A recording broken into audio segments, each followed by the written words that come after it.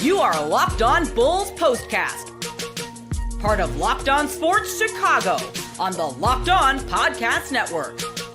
Your team every day. Welcome into the Locked On Bulls Postcast here on the Locked On Sports Chicago YouTube channel. Joe George here with you as the Bulls lose 119-113 to the New Orleans Pelicans, a game eerily similar to the Sunday loss to the Sacramento Kings. Today's episode is sponsored by Game Time. Download the Game Time app, create an account, and use code LOCKEDONNBA for $20 off your first purchase. So the Bulls lose 119-113 to the Pelicans. Look, it was a back-and-forth game for most of it. It was obviously tied 86-86 going into the fourth quarter, and then the Bulls let Alvarado and Trey Murphy be the killer of them in the fourth quarter. Really, Trey Murphy throughout this game was a problem for the Bulls, as was Zion. He looks like he's in shape and playing good basketball all of a sudden after his suspension that he faced for not getting to the plane on time. They're feeding Vooch early. We'll talk about that because he was incredible in the first half, and then they totally stopped going to him in the second half, to where he was the most important player for really the first quarter. It slowed down in the second, and then he went MIA in the second half, as Zach LaVine was MIA in the first half. Very strange game from those two guys tonight. And then, look, they forgot about the paint again. The thing that was working well for them, even in the Kings loss, they completely went away from. Kobe White returned to the lineup, going 1 for 8 from the three-point line. Overall, just a tough night, specifically there in the fourth quarter for the Bulls after what was a pretty good basketball game early on. Look, they're going back and forth. We got a bunch of lead changes, just like we did watching the game, on Sunday for the Bulls. But then the fourth quarter happens and everything just kind of unravels, where Jose Alvarado has 3 3-pointers. It was back-to-back threes at one point to make it an 8-point game. That was the Pelicans' largest lead at that point. Obviously, it grew a little bit. Trey Murphy all night long was another guy that was really having his way with the Bulls on defense. It didn't matter who was out there, whether Lonzo was out there, Lonzo wasn't out there. They were struggling against the Pelicans for the most part on defense. And then really we saw, again, some of these bigger body guys like Zion are going to obviously cause you problems. Like, he is an elite basketball player when he's on the court, when he's not suspended, when the parts of his contract that are, forcing him to lose weight are not part of it. He is a great basketball player. He is maybe the most interesting basketball player to me when we get to the trade deadline, because I'm fascinated if the Pelicans are at the point where they're going to give up on Zion. Are they stuck with him? What are they going to do?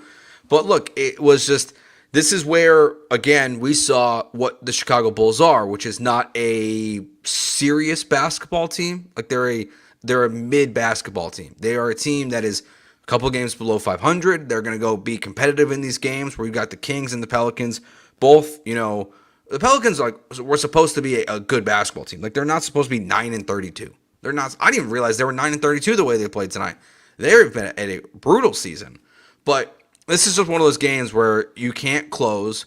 Your best players are not efficient or being used at all in certain halves. Very strange that Vucevic is used so much in the first half and nearly has a double-double in the first quarter. He's got 13.7 rebounds at the end of the first, and he only ends up with 22 points, I think was the final tally for him in the game. Zach LaVine didn't score his first basket until there was 1:14 left to go in the second quarter. Couple shots even. It wasn't like he was just jacking up shots and they weren't going in. He was just totally useless, and it was fine. Vooch was carrying the team. Lonzo hit a couple threes early on in this game. You were getting contributions from pretty much everyone. So it was fine that Zach LaVine was not a major part of the offense. But then in the fourth quarter and the second half, where what was working so well for them, they just completely went away from. And really, the biggest thing with tonight's game is really just the lack of defense that we saw. We even saw them go back to, I think for the second time this season, they mentioned on the broadcast, last time it was against the Celtics, I believe it was, where we saw Jalen Smith and Vooch on the court at the same time together. So they tried to at least change that up in the fourth quarter, but really just a terrible defensive effort. We saw a lot of sloppy basketball from the Bulls in this one. And this just, again, this is mid Bulls basketball that they are, where they're competitive in these games. They're pretty entertaining for 3 quarters.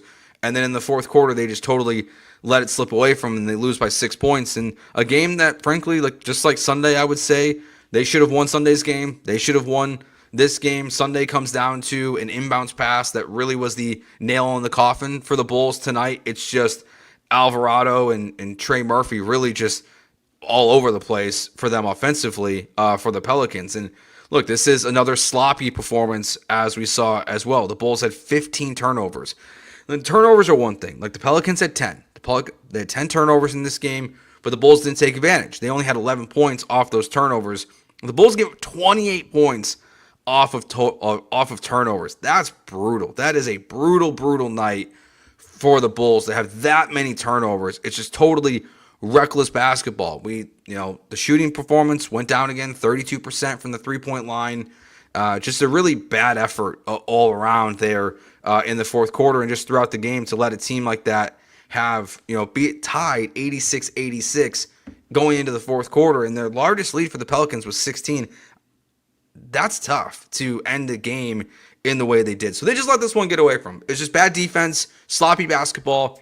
This is what the Bulls have been a lot of the season. Sometimes they've been able to overcome it. Sometimes they have not. And that's why they sit, 4 games below 500 right now. And that's why, see comment here right away from Zach, tank on. That's what tonight's win felt like. It was another signal, red flare up into the world that the Bulls are eventually going to blow this thing up. Because if you're not going to win games like this, there's literally no reason to keep this team together. That's like one of my biggest takeaways from this game is that the idea that there might not be the market they want. If you're not going to win these games, you're not going to make the play-in tournament. Like the 76ers are eventually going to catch you. So if you're going to be a lottery team, you might as well just go all the way in on being a lottery team. And Zach LaVine, his 6-game streak of 30-plus points ends. He ended up with 25 on the night. If he scored more than 2 points in the first half, he would have got it. But he was just missing in action again. And that really, even though the score is what it was, and you were, very competitive, obviously, through 3 quarters, you're not going to win basketball games when your best player scores 2 points and doesn't score for the first time until there's a minute and 14 left. You're not going to score when your other best player, Nikola Vucevic, I don't think scores until the very end there of the fourth quarter. It's just not winning basketball. So that, along with the turnovers and just the overall sloppy play and allowing nearly 30 points, 28 points off of turnovers against a team like the Pelicans, it's not gonna work well for you. And we saw Alvarado. If you've watched the NBA over the last couple years, he's kind of been that guy where pest might be the best word for him. Nuisance on defense, where he's just kind of everywhere on inbound passes, on everything. He's just kind of causing chaos for whatever team he's playing. And unfortunately for the Bulls, they were on the unfortunate end of that tonight and just not good plays, especially on a night where, and we'll talk more about Vooch specifically in the next segment, and just the frustration of watching this team and just makes me want to bang my head against the wall, because even if they are all traded, it's just, this is like coaching 101 of just team basketball. This guy's cooking, just let him cook. Let him ball out for the entire game. Just keep feeding Vooch. They're not going to stop him. It's not like the Pelicans looked like they were doing anything dramatically different defensively. But in the first half, we saw 2 of the best passes of the season from Josh Giddey to Vooch. And Josh Giddey was flirting with the triple-double in this game. He ended up with 7 points, but he ended up with, what did he end up with? Total of 13 rebounds and 12 assists. So he had a solid night, in the other areas. But he shot 2 for 12 from the field. That's it's nice that you got all these rebounds. It's nice that you got all these assists. But to go 2 for 12 from the field and 1 for 6 from the three-point line, again, Josh Giddey, the start to the season when he was 8 for 15 from the three-point line, he is way past that. On League Pass, at least, they keep showing that highlight package. I think it was the Thunder game where he had got to that point where he was rolling on. So I keep hearing the call over and over again, and maybe that's why it reminds me so of what Josh Giddey is not doing anymore at this point in the season, but just keeps ripping those threes, man, when it's totally unnecessary. And look, it's not just 1 for 6. It's from the three-point line. It's 1 for 6 from the field. And this is back-to-back games where Josh Giddey's attacking the paint, and he's just not able to, finish at the rim when he's got bigger matchups and better matchups, and he's getting there with these. So, frustrating game for the Bulls. Again, a lot of those, of course, this season. But to have an 86-86 game going into the fourth and to lose the way you did, it's just bad basketball for the Chicago Bulls. Let's talk about Vooch and LaVine, more of what we saw from tonight. And there's the frustration that comes from the now and for the future of just letting guys who are playing good basketball, letting them continue to play good basketball in a game is something the Bulls seem very steadfast in not wanting to do. So we'll get to the next here on the Locked On Bulls postcast on the Locked On Sports Chicago YouTube channel.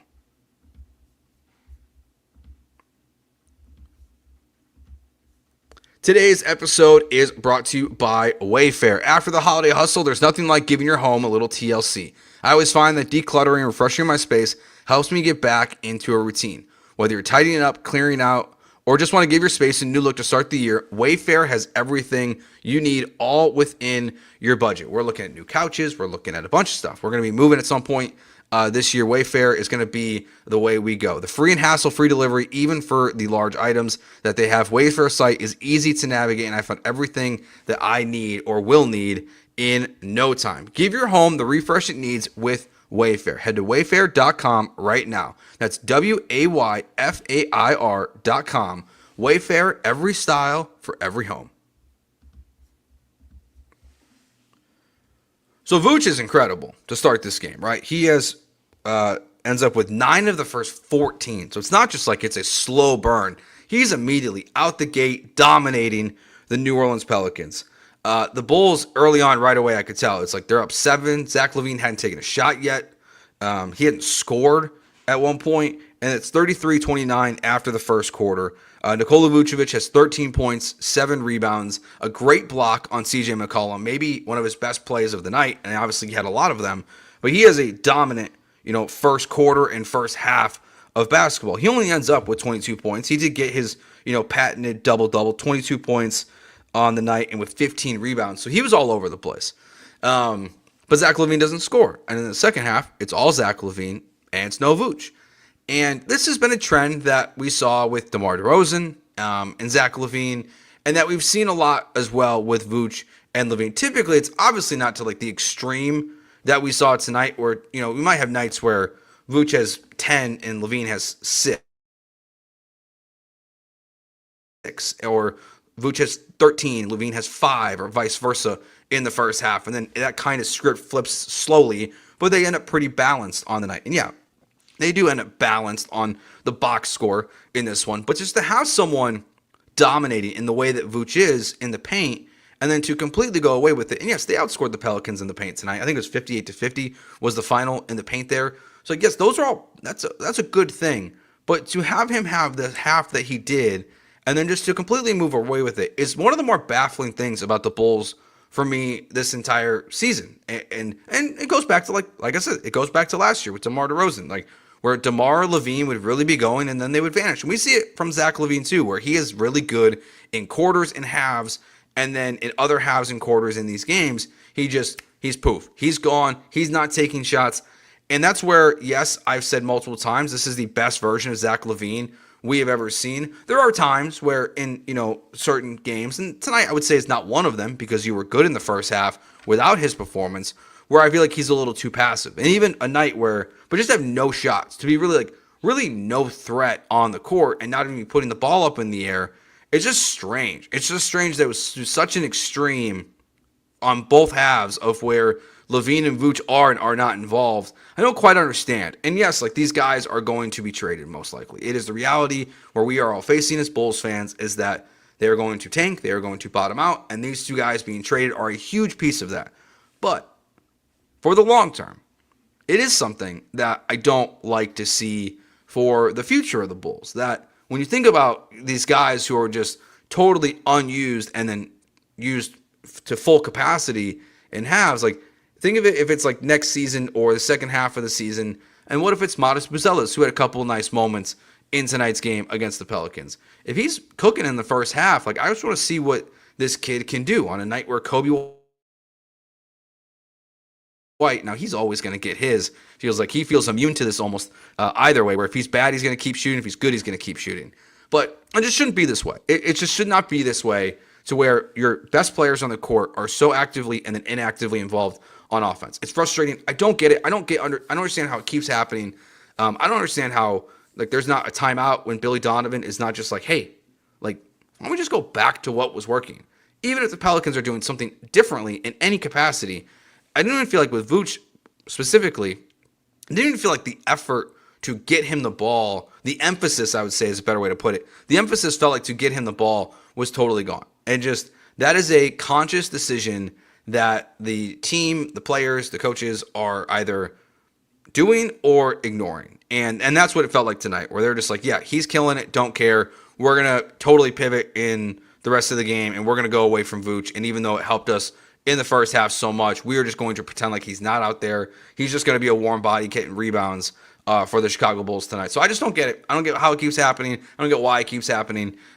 Someone who's smarter than me at basketball, maybe they have a better understanding, but like, obviously not in this category, but like Giannis, LeBron, Luka, the best players on the best teams, or the best players on any team, they have the ball at all times. And to have active decisions in which someone is dominating the way and then just be like, yep, he's good, it just doesn't make any sense. So I don't get it. It's frustrating as a Bulls fan, just like, why is this happening? Why does this keep happening? And it needs to stop. It's one of those things that for the Bulls this year, the things that they need to stop doing the most, number one, is not playing well to lower level competition.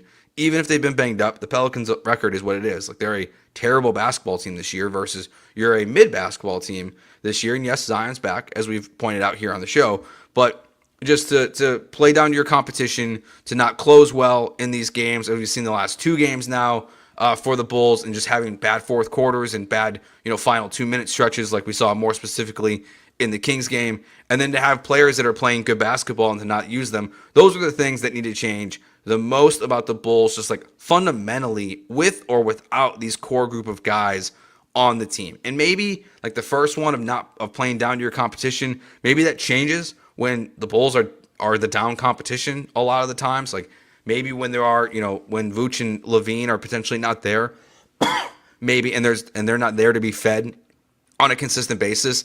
Like maybe we will see Kobe White have 20 points in the first half and then take no shots in the second half, or Jalen Smith or Modest Buzelis. But just let the hot hand ride. Like that just seems like such an easy fundamental basketball thing that we all can kind of see, and we're all just kind of left scratching our heads as we're watching a game like tonight, and they just do not get the ball. I did feel like the Bulls, part of the reason why they lost tonight, besides bad defense, and this goes back to Vooch, but it also goes to Zach LaVine, Kobe White, and others on this team. Patrick Williams has really kind of felt like a three-point shooter as of late. He took 7 shots tonight. 4 of them were threes, including a very ugly basketball, or air ball, I should say. But they forgot about something again tonight, and that's the paint, where they've had success and they've got good numbers in this game. But again, along with this, trend of Vooch, they forgot about the paint tonight. So we'll talk about that next year. And, just the idea of like, maybe there's a trade to be here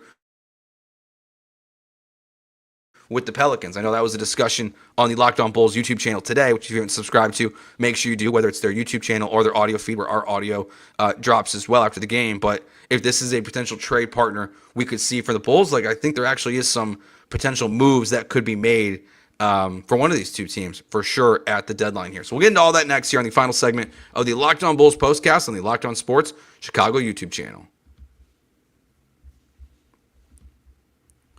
Today's show is also brought to you by Game Time. Love going to live events, sports, music, theater, comedy, whatever it is. Easiest place to go to get tickets for these events is for Game Time. I took my son to his first basketball game a couple weeks ago. Used Game Time to do it. The energy, the excitement was absolutely unforgettable. Now Game Time has made it even easier to get tickets for your favorite events with their new feature, Game Time Picks. This feature filters out the fluff to show you incredible deals on great seats, so you don't have to waste time searching through thousands of tickets. Like I said, you know what? We were looking for tickets. There was like 10 of us going to this basketball game. We had a bunch of family in town. We were figuring out how to take all these kids to their first basketball game. We used Game Time. We could easily find out where the seats were, what it looked like. We wanted to have a front row, at least in the section that we were in, so that way, these little 3-year-old monsters couldn't be kicking the back of people's seats. We saw all of that easily with Game Time. You can take the guesswork out of buying tickets with Game Time. Download the Game Time app, create an account, and use code LOCKEDONNBA for $20 off your first purchase. Terms apply. Again, and create an account and redeem code LOCKEDONNBA. That's LOCKEDONNBA for $20 off. Download the Game Time app today. What time is it? It's game time. Today's show is also brought to you by Hungryroot. When it comes to grocery shopping and meal planning, I've had this ongoing problem. We all have it. I just don't have time. Between work, life, and trying to eat healthier, I was constantly feeling stressed out. Go to the grocery store, buy things I didn't need, and then end up with no actual time to cook and sticking to my health goals. That was a struggle too. But everything changed when I discovered Hungryroot. Honestly, it's been a game changer. It's the easiest way to eat healthy without all the stress. With Hungryroot, it's like having a personal shopper and a nutritionist all in one. They take care of my grocery shopping, recommending meals and groceries based on my taste and health goals, from an anti-inflammatory to high protein and gluten-free options. And the best part, every meal is ready in 15 minutes or less. I'm taking quick, healthy meals that actually taste great, all delivered straight to my door. It's been a huge time saver and has made health eating so much simpler. You're going to love Hungryroot as much as I do. For a limited time, get 40% off your first box and a free item in every box for life. Just go to hungryroot.com/LockedOnNBA and use code LockedOnNBA. That's hungryroot.com/LockedOnNBA, code LockedOnNBA to get 40% off your first box and a free item of your choice for life. hungryroot.com/LockedOnNBA, code LockedOnNBA. Don't miss out. So with not going to Vooch, the other part of this, it seems fairly obvious, 1 + 1 = 2, is they stopped going to the paint. We saw that from Coby White tonight. He took 17 shots. 8 of them were from the three-point line. He was 1 for 8 from 3 before he missed last game. One of the things that we had saw Coby White do a lot better recently was attacking downhill, getting to the paint. We even saw a couple times where it felt like he was going to try to get by Zion there in the fourth quarter, which that's a mismatch just in terms of size. But Coby White completely ignored the paint in this game as well. Besides just him, not going to Vooch, this offense, he stopped doing it. Zach LaVine, he shot 22 times tonight. He was 10 for 22, which is a brutal night shooting. So yes, he has 25 points, 4 for 6 from the three-point line. So maybe he was better off sitting behind the arc and just ripping those threes tonight. But Josh Giddey was bad in the paint. Patrick Williams he's not really going to the paint anymore, which I think is the one that I find the most interesting. Just at his size, he's not a great stretch three. He's had a couple times now where he set his season high, two weeks ago, I think it was, with 5 threes in a game. Then he matched that up immediately. So we've seen a couple good three-point nights from Patrick Williams, but he's also another one that just, it's pretty obvious. It's not like he has great post moves, but he, again, just completely just stops going. He's no longer, it's been months, it feels like, since he's been inactive about getting to the paint. Even Lonzo Ball, I think, is interesting. He's obviously been shooting the ball very well. He was, 4 for 5 the other night. He's set a season high, a 3-point high. It was nice seeing him back in the starting lineup for the first time in 3 years. But even tonight, he took 10 shots, and 8 of them were from the 3-point line. He goes 3 for 8, which is fine. But another guy, just we've seen, he can get it. He can get to the paint, whether in transition or just going in there himself and going for layups. And we've seen a couple dunks here. But just another one where they seem tonight to be okay with just sitting back there and ripping shots. And that's how you're going to lose a game like this. It felt like that's really where the game got away from them. Where in the fourth quarter, where they just continued to brick threes, and really for the most part, the Pelicans were not good from the 3-point line for most of this game, and they got hot as you got cold, and that's ended up why they lost. Zach says here in the chat, it makes no sense. How is Billy not telling the team during timeouts to go to Vooch, go to the paint? Great question, fascinating question. Don't get it. Don't understand why. Either he's telling them and they're ignoring him, or at times, we've talked about this, they've been so adamant about this style of basketball, even though it felt like over the last couple games, I think people would agree with me, felt like they were kind of breaking it a little bit, where they were stopping the barrage of threes. We don't need another 60-point, 3-point night like we saw from the Bulls a month ago. But they ended up as a team shooting 43 threes. And yes, the Pelicans shot 50, but you did outscore the Pelicans in the paint tonight, 58-50. So you had success. They just didn't go to it enough. And as the Pelicans are starting to shoot threes, and maybe part of it is in the fourth quarter, like you see theirs, you want to match it. I don't know the mentality of these guys, but I don't get why Billy Donovan doesn't tell them just to keep going to the paint, going back to Vooch. It's very strange how they're very, Jekyll and Hyde, it feels like at times, with the style of basketball they're going to play. It has obviously been most of the barrage of three-pointers this season, but it just felt like they were cracking the code a little bit. But that also is probably what leads to them just being a mid-basketball team, a team that's a couple games below 500, won't crack above that again this year. Even if they keep everyone together, they could make the play-in tournament. They'll make it as a below 500 team, and that has happened quite a few times. And we've seen teams with 38 wins make the play-in tournament. So if that's their goal, if that's what the Reinsdorf family wants to accomplish, if they don't trade it, then I think the Bulls are on a great path to doing that, to making the play-in tournament and losing and then getting in the lottery with lesser odds. But Just feels like that's where the Bulls are headed right now. But even for the long term, it's not just for the now, it's for the long term. If you have a style of basketball and something's not working, something has to change. And we'll say it again and again this season. They seem to just not have any interest in changing what's happening as a game is unfolding, even if it's not working. And when it is working, they go away from it, which is even stranger. It's one thing to just be stubborn and just be ripping threes and missing all of them. And just like, we're just going to die by this. We're going to lose by 30. We're going to lose by 20. And then we'll be losing by 20 and then come back and win because we're just ripping these threes all the time. But to outscore a team in the paint that doesn't have that much of a size advantage against you, and then just to quit doing it, it's just a strange decision that just leaves me scratching my head as someone that watches this team every single night. Don't really get it, but that's Bulls basketball in a nutshell. I think this year is there are fun nights, there are bad nights, and there are a lot of nights like tonight where they're pretty entertaining, and then they leave you scratching your head there in the fourth quarter. So that will do it for this episode of the Locked On Bulls postcast here on the Locked On Sports Chicago YouTube channel. Remember, if you're listening on audio, come on over to YouTube. We're live after, I'll say almost every single game because we're going to miss tomorrow night's game because I'll be traveling. So we won't have a show for the Wednesday night game. We'll be back on, on Friday for that Bulls game. So make sure you hit that subscribe button to YouTube. Come on over if you're listening on audio. If you're watching on YouTube, remember, you can find the audio for this show and the daily audio from the Locked On Bulls show that drops there on Apple, Spotify, wherever you get your podcast, you can find us. That will do it for us. For now, we will talk to you next time, which I believe is Friday night, because like I said, we were off on Wednesday for this back-to-back. So we'll talk to you next time. Peace.